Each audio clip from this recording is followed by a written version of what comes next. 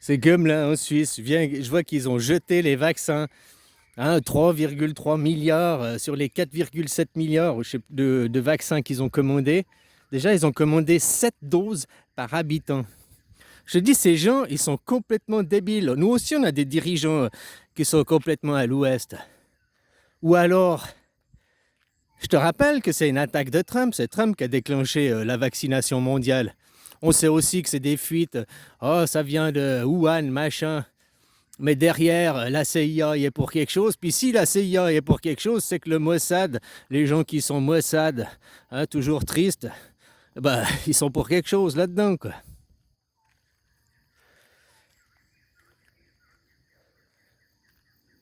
Voilà, quoi. Hein, puis derrière, bah, fallait vendre, vendre, vendre. Qui savait, c'est pas pour rien que les fabricants de vaccins ont demandé de signer des papiers de non-responsabilité. Parce qu'ils ont vendu, les médias mainstream et politiques ont vendu ça comme la solution, mais les fabricants, Pfizer, vous accusez Pfizer. Mais Pfizer, eux, ils savaient que leur vaccin, il était pas, il était inefficace. Ils le savaient, c'est pour ça qu'ils ont demandé des clauses de non-responsabilité. Mais après, c'était politique obligé, c'est les politiques qu'on fait derrière. En Suisse, ils ont acheté 7 doses par personne de vaccin. Allô les gars, vous fumez la moquette ou quoi? Un vaccin, c'est une dose, un rappel, fini, point. Autrement, c'est pas un vaccin, t'as pas un vaccin. Un truc que tu vas aller t'injecter. Le vaccin contre la grippe, toutes les années, il faut aller t'injecter le vaccin contre... C'est pas un vaccin. Ouais, mais la grippe, chaque année, elle change. Un vaccin, ça t'immunise à vie, quoi. Hein? Ou à tous les 10 ans, certains font un rappel, quoi. Mais d'autres, tu fais jamais de rappel aussi. Hein? Alors, c'est pas 10 doses par personne. En France, en Europe, ils ont acheté 10 doses. Oh, en Suisse, ils ont été raisonnables, ils ont acheté seulement 7 doses. Hein? Ouais, voilà, quoi. Ah, ils voulaient pas nous rendre dépendants, quoi. Seulement 7 doses. Vous, à 10 doses, vous étiez accro, quoi. Tu vois, c'est tout de l'argent qui était foutu à la poubelle. Puis maintenant, on ne savait pas, on ne savait pas. Oui, on savait.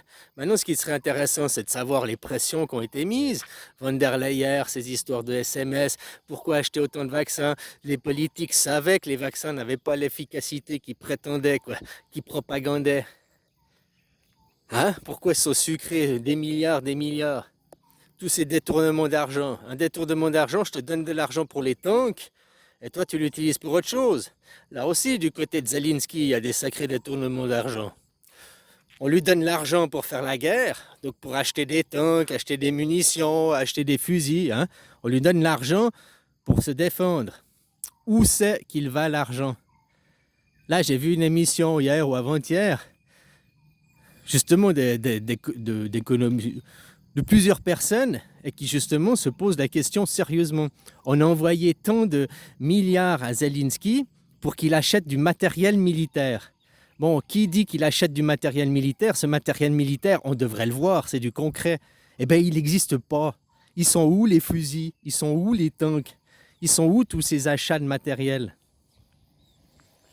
Comme il disait pour l'Amérique, ils ont envoyé 180 milliards. Mais 90 milliards, la moitié n'a jamais quitté le sol américain. Ça a été investi dans les entreprises d'armement américaines.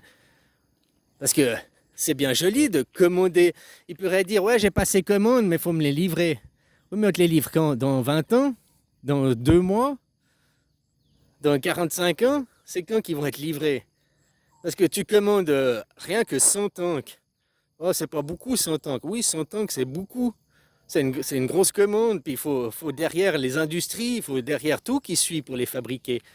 C'est facile de dire il me faut 100 tanks. Ah ouais, mais on fabrique seulement 4 tanks par année. Bah, 100 tanks, il te faut 25 ans à ce rythme-là. Donc il faut fabriquer des usines pour arriver à faire 25 tanks par année, et puis là, il faut plus que 4 ans après pour faire tes 100 tanks. Donc, où est le pognon là? Ces gens, ils posaient la question, il a acheté de l'armement, on lui donne du fric pour de l'armement. Où est l'armement? Où sont les munitions? Où sont les fusils? Puis s'il a passé des commandes, où sont les boîtes de commandes? À quelle compagnie? À qui? Ils veulent les preuves, parce que cet argent, il est où? Donc, tu vois, on donne à Zelensky de l'argent pour s'acheter des tanks, de l'équipement militaire, se défendre, et lui, il utilise l'argent pour autre chose. Est-ce qu'il n'y aurait pas des fuites, que ça coulerait pas jusqu'aux Israël en bas, tout cet argent?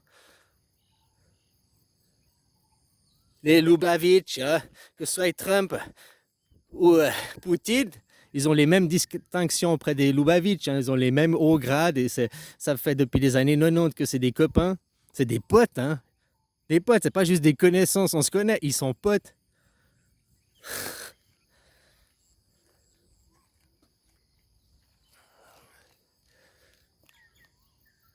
Donc voilà, hein, tout ça aussi pour aux Israël. C'est qui a refusé de... Il y avait une trêve là, une trêve. Le 18 mars, c'est qui a rompu la trêve? Parce que l'étape que vous devez faire, c'était retirer leurs troupes de Gaza. Ah non, nous ne retire pas les troupes de Gaza. Et voilà, ils ont rompu la trêve. C'est qui fait ça? Ça, Poutine, lui, il va arrêter, mais il veut une garantie. Zelensky veut des garanties, mais Poutine aussi veut des garanties. Que ça ne va pas être une trêve, un accord de Minsk 2, que vous allez la faire à l'envers. Je te dis, depuis la chute du mur, en 1989, il s'est passé en 1991 la guerre de Sarajevo. La guerre de Sarajevo, c'était juste parce que l'OTAN a voulu s'imposer de force. Il ne voulait pas, ah, on vient se mettre de force. Donc tu vois, déjà, Poutine va nous envahir, Poutine veut s'agrandir. Depuis la chute du mur, les seuls qui cherchent à s'agrandir et à envahir, c'est les Occidentaux, quoi. C'est l'OTAN. Tout ce que tes médias disent, oui, ils reprochent à Poutine, c'est parce que eux, ils pensent le faire. Puis tout ce qu'ils disent, ouais, il va signer les accords et après, il va faire une trêve de quelques jours, 30 jours, il va se réarmer, puis il va venir nous réattaquer. S'ils pensent ça de Poutine, c'est parce que eux, c'est ce qu'ils veulent faire.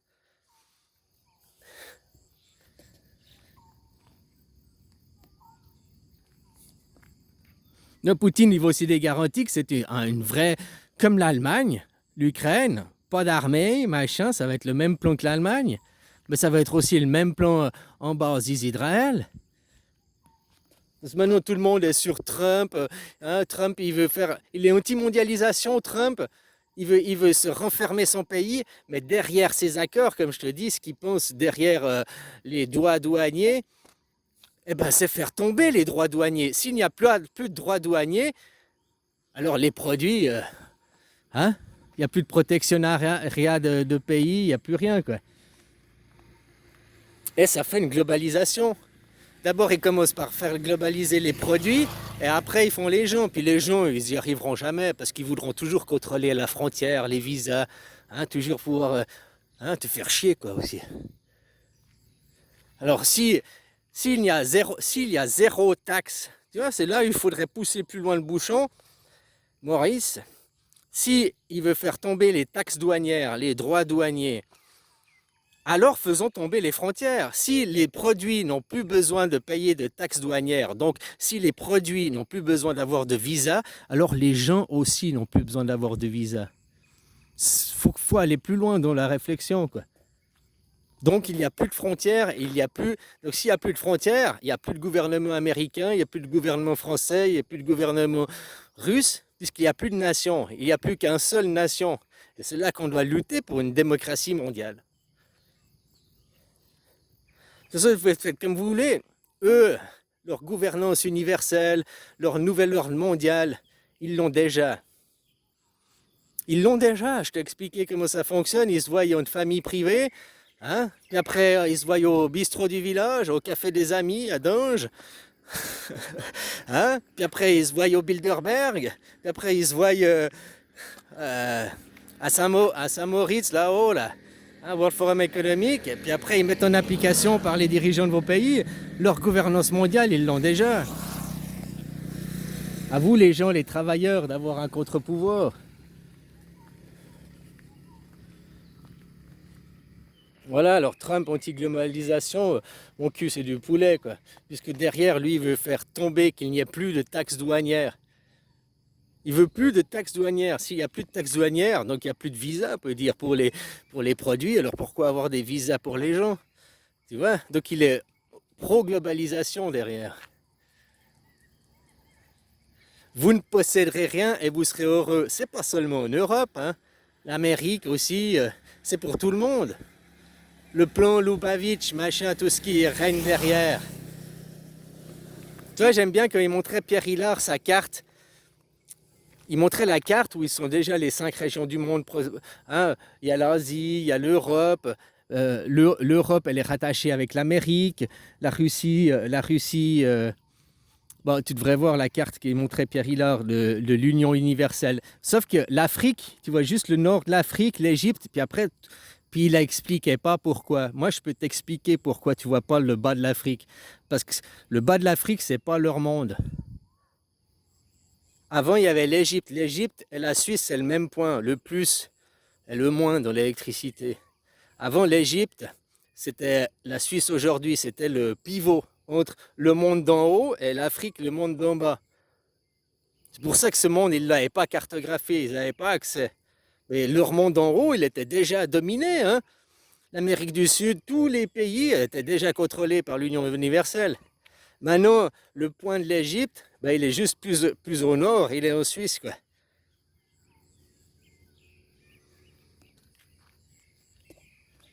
Bon, allez, bisous, copain.